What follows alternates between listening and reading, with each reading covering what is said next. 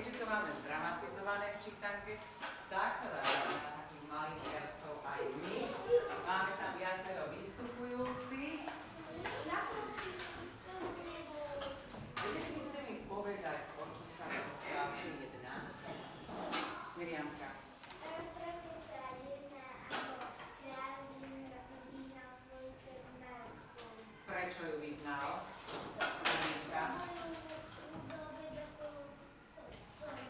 Sol. A kráľovi sa to páčilo, alebo sa mu to nepáčilo? Nie, ale potom sa mu to zapáčilo. A prečo sa mu to nepáčilo, Jožko? Mal radšej, on neznáša slané jedla. Nemal rád slané jedlo. No, čo sa stalo potom, Lucia?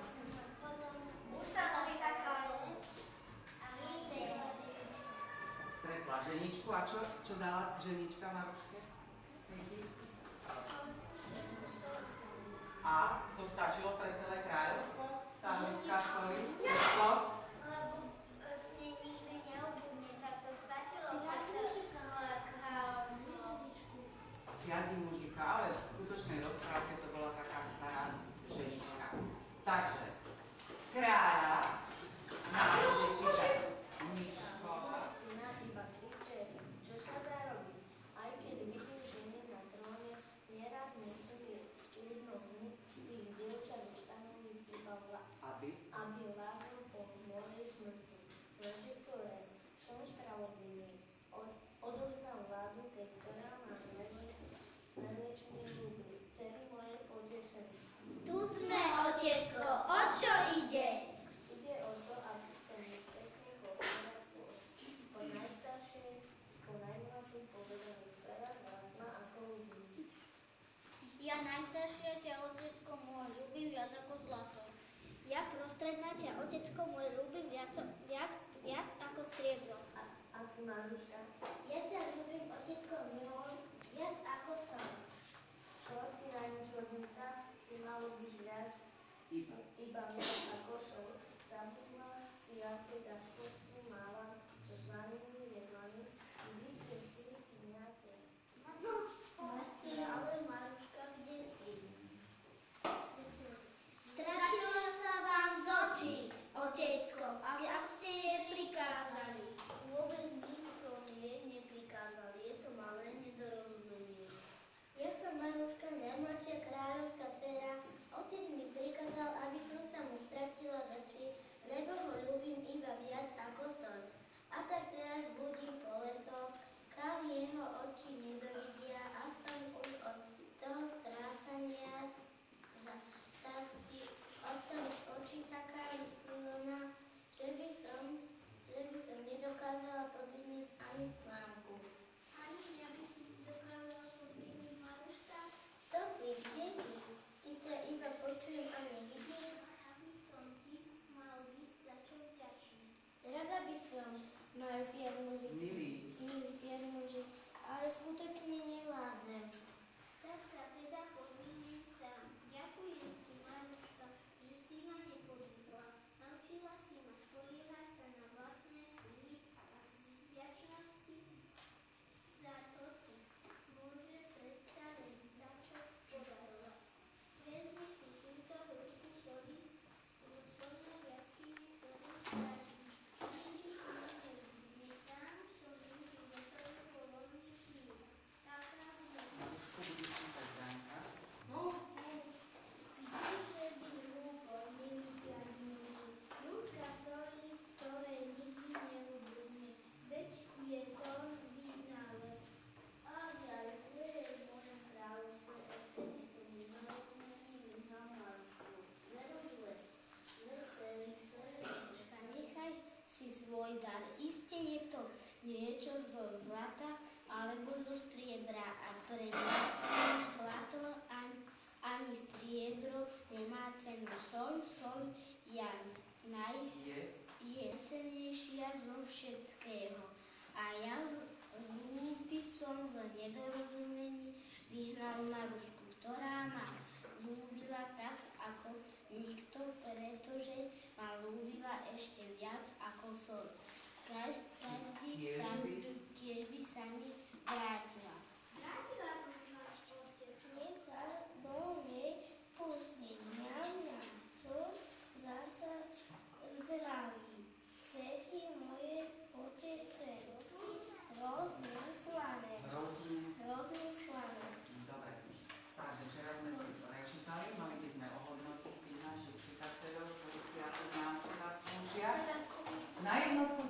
čítali?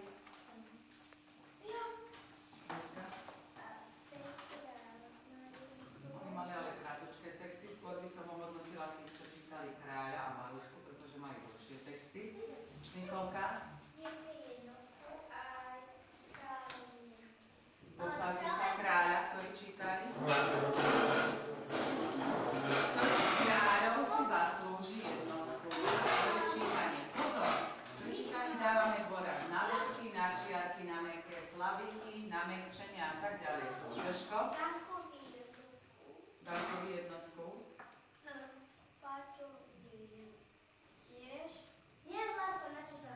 A Miškovi, Martinovi.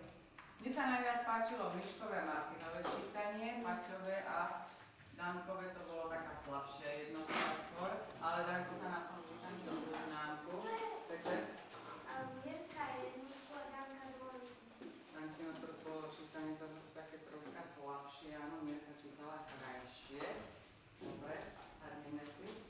No, dočítali sme rozprávku Stolu nad zlatom, my sme si už aj mohli povedať aj v televízii a troška ináč spracovaná. Toto bol známy text. Teraz sa prezvedieme, ako vieme čítať neznámy text. Čítanky si zatvoríte, dáte si na kraj stola.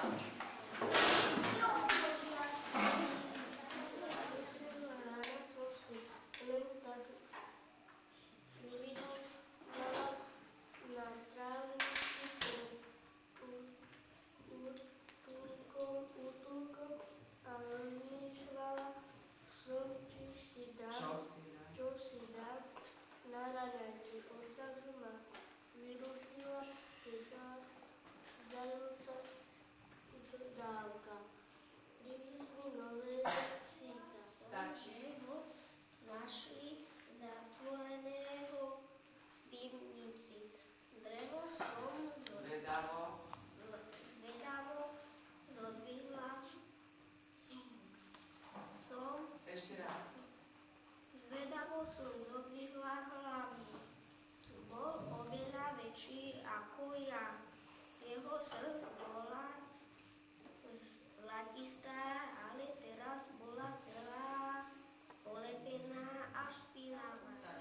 Stál uprostred ránka a celil zuby na celý svet. Obstúpili ujovia, ošetrovatelia a pokúšali sa mu pripnúť obojok. Nešlo to, len čo sa k nemu priblížili zlostne špekal a skákal a sekal zubami. Stačí? Vzdialenosti. Nakoniec psíka zatvorili do najbližšej klietky a neostávalo nič iné ako čakať, kým sa neupokojí. Dlho skákal na mreže klietky a pod chvíľou sa dalo, že ich vyvalí. Nikto nevedel, čo robiť. Najedla som sa a len tak som sa prechádzala v kuchyni. Zrazu sa mi žili chlpy na chrbate. Na chrbte. Začula som zvuk, aký som dosiaľ nikdy nepočula. Pes zavíjal. Budove útulku to znelo ako detský pláč. Rozbúchalo sa mi srdiečko. Zvedavo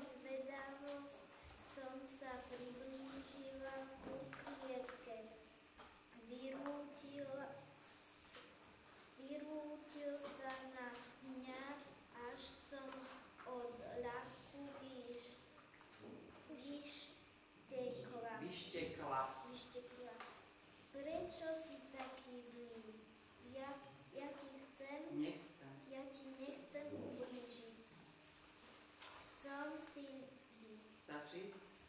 Peter? Prestal štekať a ja som si všimla, že má veľmi nežné hnedé oči a zamatový ňucháčik. Bol zafúľaný od zlata. Neviem, či často žuval žuvačky, ale mal ich zamútané kožuškou. Vrčal a chvíľami kňučal. Bol zmetený. Odišla som bližšie. Ako sa voláš? Spýtala som sa ho. Varujem ťa, nepribližuj sa, povedal a mne bolo jasné, že s ním nie sú žarty. Nechcem ti ublížiť. Ty možno nie, ale tých ľudí sa bojím. Ľudia sú zlí. Len čo som uzrel svetlo sveta, zatvorili ma do maličkej ohrádky. Bol som celkom sám. Kým som bol malý, prekážalo mi len to, že som sa nemal s kým hrať. Bol som celkom sám. Nikto sa o mňa nestaral. Miriam? Okuliare máš kde? Ja som si zabila doma. Rástol a ohrádka mi bola tesná. Keď pršalo, v búdke som mal mokro. Keď pripekalo slnko, nemal som sa kam skovať. Odviezli ma do hôr a do k Bačovi. Mal stádo, no ja som bol opäť zatvorený v ohrade. Hory som videl spoza mreží. Často som štekal ja ba aj zavíjal, len aby ma pustili aspoň na chvíľu von. Nikto ma však nepočúval. Vždy, keď prišli noví ľudia, pichali do ohrady palice a hádzali do mreží kamene. Najprv som sa bál, potom som sa hneval. Raz som sa už naozaj rozčertil. Skončil som na dvere ohrady a zámka povolila. Dvere boli otvorené a ja som bol voľný. A predsa som ostal stáť.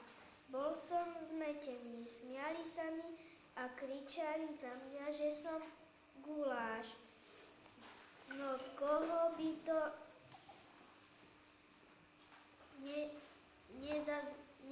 nezlostilo. Rozbehol som sa a zvalil som jedného z nich na zem. Bola to len hrozba. Nechcel som mu ublížiť. Potom pribehol môj pán a ja som dostal bitku.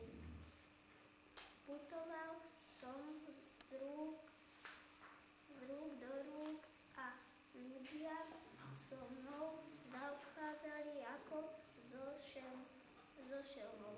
Môj posledný pán ma zatvoril do pivnice.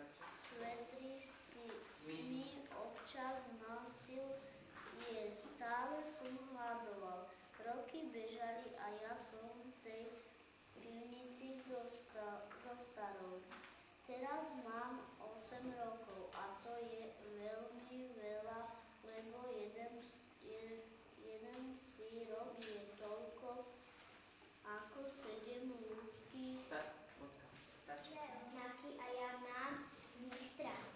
Sedela som pred jeho klietkou a premýšľala som. Potom som urobil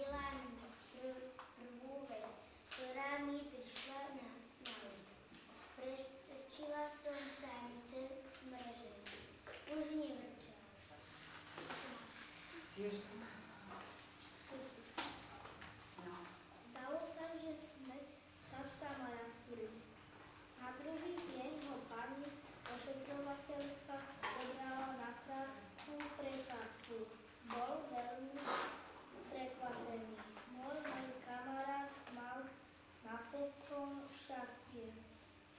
Onedlho si ho vybral za spoločníka starý sivovlasý pán. Miško? A hoci barón klečal a ceril zuby, vedela som, že sa budú mať radi.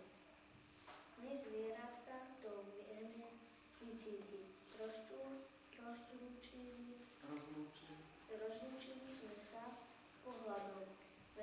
Vedela som, že barón sa naučil mať ľudí rád, ak s ním bude sivovlasý pán dobre zaobchádzať.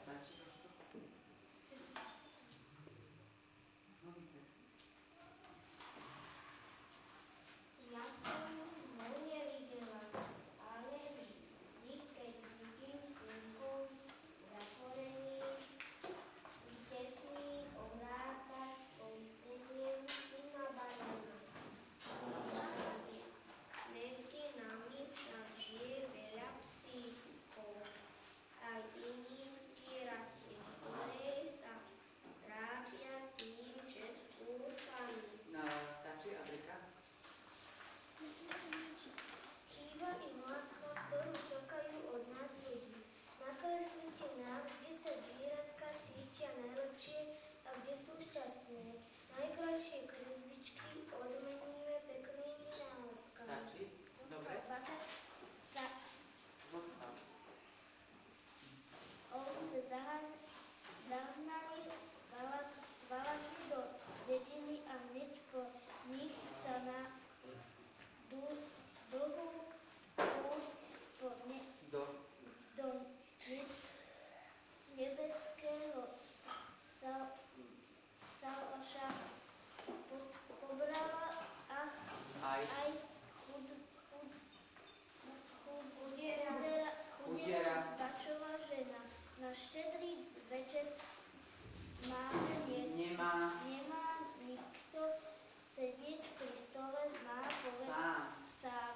Povedali bačovi dva valasy a rozhodli sa, že dohľadný večer strávia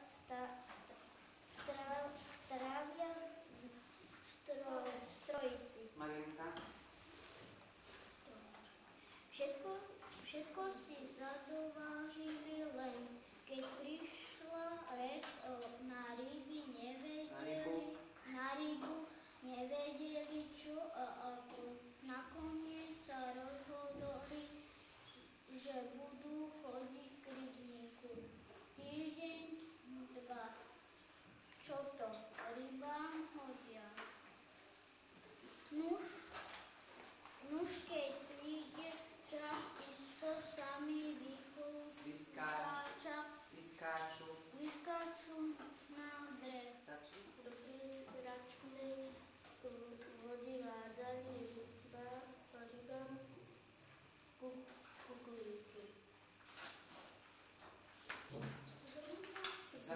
Zrnko za zrnkom pomaly padalo na dno, ale okrem rúru sa na hladine neukázalo nič. Nestrachujte sa, prevyknú si na nás a ukážu sa, hovoria za každým niečo, ale bačo s druhým valachom pomaly strácali trpezlivosť. Danko? Nedba ich niečo uhovoril, aby prišli ešte posledný raz ráno na štedrý deň. Skoro ráno sa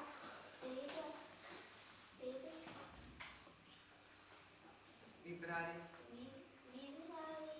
do rybníku s veľkým vyvrhákom.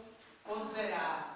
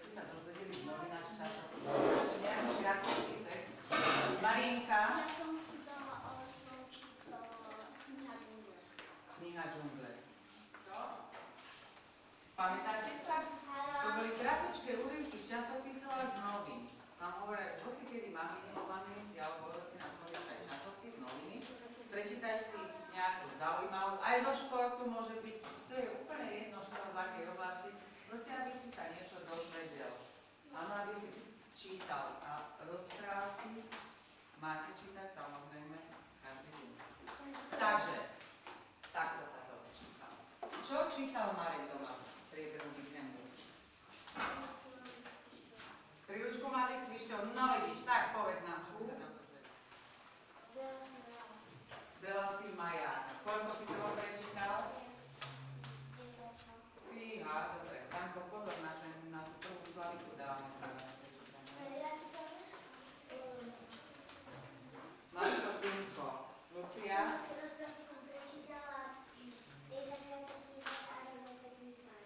Jožka. Kačer do nám.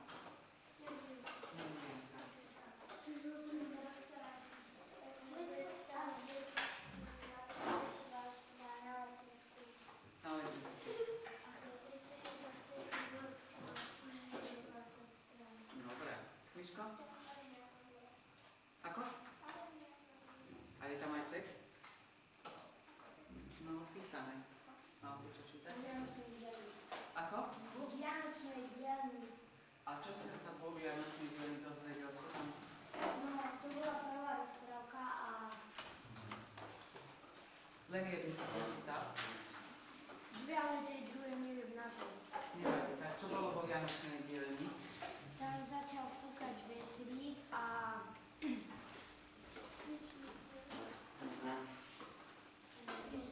A? Čo sa dialo? Vystupovali tam aj nejaké postavy? Tam bolo také... To tam bolo nakreslené taký obrázok tomu. Tam bolo Ale také... v texte si sa nedozvedel o nejakých vystupujúcich osobách? Tam nebolo. Nebolo? A o čom to bolo? O prírode? Ale na čo čítame teda? Aby sme si aspoň niečo zapamätali. Danka? Macko, Pusy? Peter? Aha. Zlatý dav. No prosím. Tak, Zuzana. Nech sa páči. Povie nám Zuzka, čo čítala? Môžeš ísť sem, nech sa páči.